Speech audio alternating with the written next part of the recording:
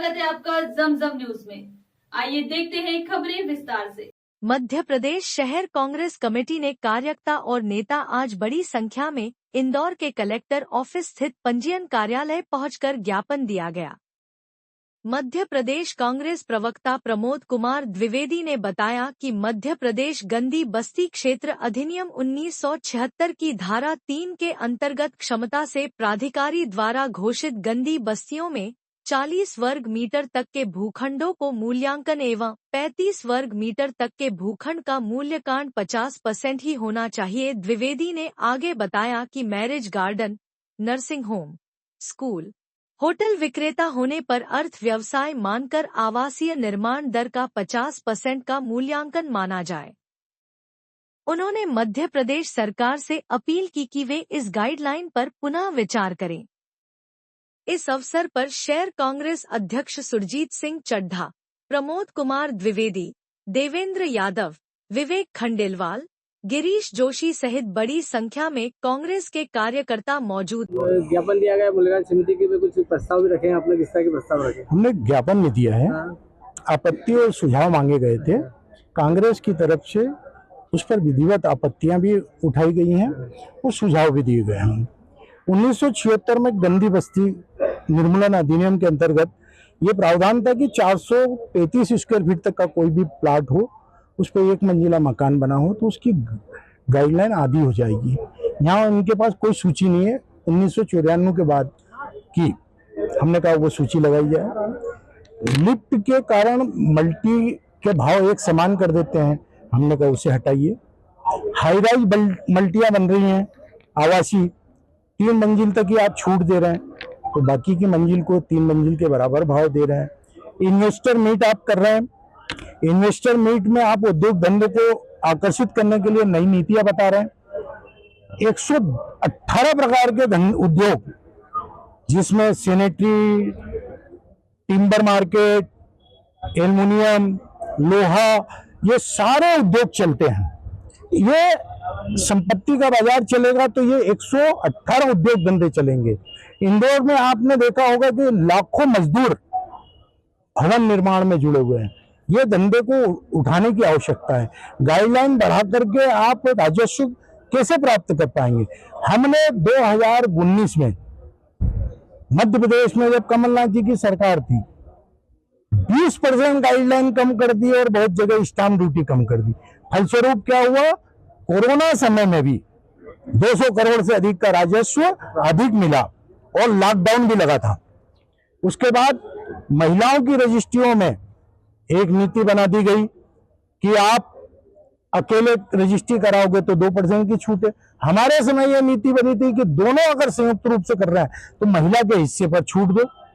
हमारे समय एक नीति बनी थी कि सहस्वामित्व का दस्तावेज, जिसमें आप एक पिता 1100 रुपए पर, माँ 1100 रुपए में, पति 1100 रुपए में अपनी परिवार की बेटी पत्नी को सहस्वामी बना सकता था। अभी सिंगल पे कर दिया?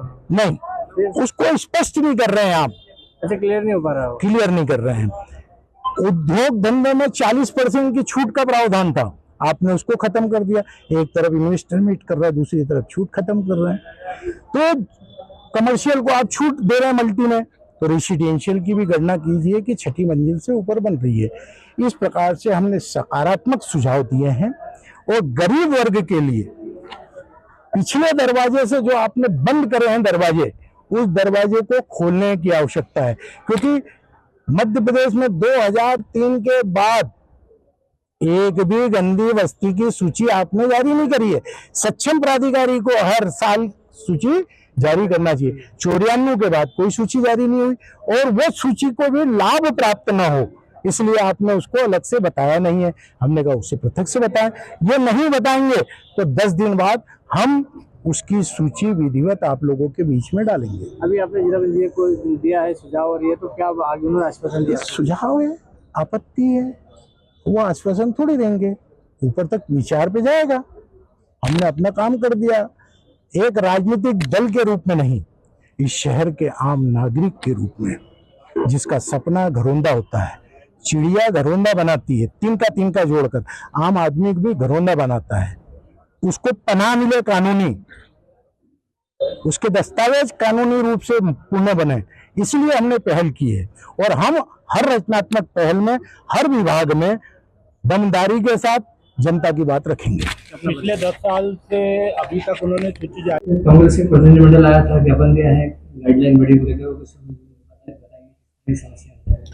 हाँ, अभी शहर कांग्रेस कमेटी की ओर से ज्ञापन दिया गया है कलेक्टर महोदय के नाम से और संयोजक जिला मूल्यांकन समिति के नाम से। इसको हम कलेक्टर महोदय के संज्ञान में लाएंगे। कुछ बिंदु इसमें राज्य स्तरीय हैं, तो उसके लिए महानिरीक्षक पंजीयन महोदय को ये भेजे जाएंगे। सारे सुझावों पर विचार करके यथोचित निर्णय लिया जाएगा। क्या क्या मांगे रखेंगे, क्या क्या जो मांगे थी, प्रमुख मांगे कौन सी?